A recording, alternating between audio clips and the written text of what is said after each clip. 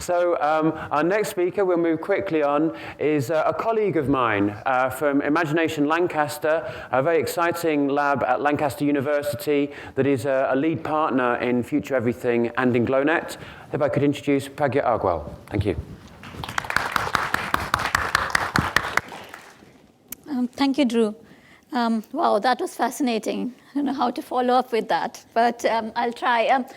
I think I'm going to follow up talking a bit about creativity in the city or creative cities. It's a big thing at the moment. And what I wanted to do was to just kind of recap a few things about what actually makes a creative city and try to come up with some set of indicators. And just kind of looking back at what Charles Landry said about creative city, about how it examines how people can act differently or they can act creatively, how to create certain spaces like that. So looking at it from a behavioral perspective, what kind of spaces can we create that can inspire creativity in a city? And there's a lot of discussion about geography of blandness, and following up for what Adam said about there's the lack of diversity in a city and how we're coming up with spaces that look like every other space around us and how that kind of inhibits creativity in a city. So what we're looking for is an impact. So first impressions certainly count in a city. And you have to have something that captures the imagination of a visitor, first-time visitor, but also a long-term resident in a city.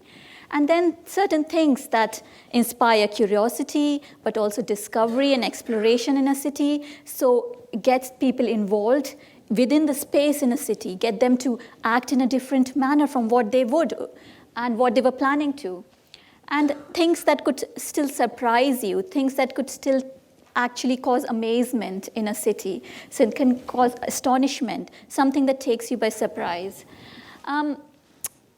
Memorable spaces, something that you can remember, something that's iconic.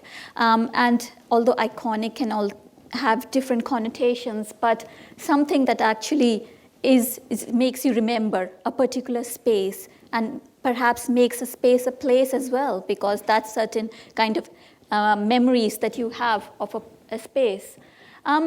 Things in a city that are perhaps react to certain aspects of our current culture, or things that cause reactions in a city as well. Things that cause you to react can inspire creativity as well.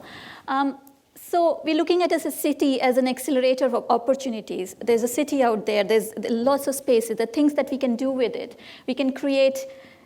It's all about creating yes environments, creating positive environments, creating some environments that can actually make things happen. And it's all about designing spaces that can cause these things, cause these kind of certain kind of behavior or creative behavior in a city, cause social interaction, not just over the digital space, but also in real spaces, but also participation and inclusivity. So talking about public spaces and how that can inspire creativity, I was thinking about public spaces as points of connection. That's where we come together. That's where people can come together and spaces can bring people together. And it inspire new thinking. But also there's a question that I was thinking of and perhaps up to discussion. Some kind of design interventions in a city, are they kind of forcing creativity or are they curbing spontaneous innovation in a certain way? So that's something perhaps that we can think about. And just a few examples, I was thinking about how spaces and new interventions in spaces can bring people together and cause different kinds of behaviors.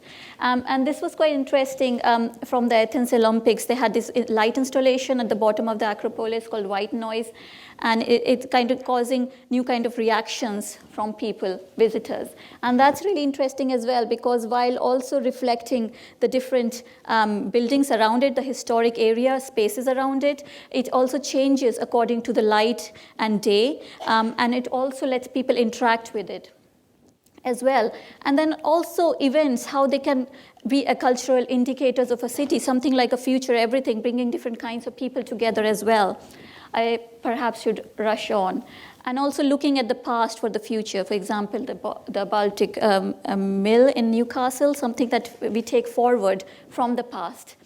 And obviously, creative cities is a big issue at the moment and concern as well. And we've also got the UNESCO Creative City Network. We've already in the UK, we've got Edinburgh, Glasgow, and Bradford that have been identified by the UNESCO network. But Manchester is coming together as a global and creative city. So I'm just trying to bring it all together. And I was thinking about, this is not a comprehensive list, but creativity emerging from all these different aspects in a city. So thank you very much.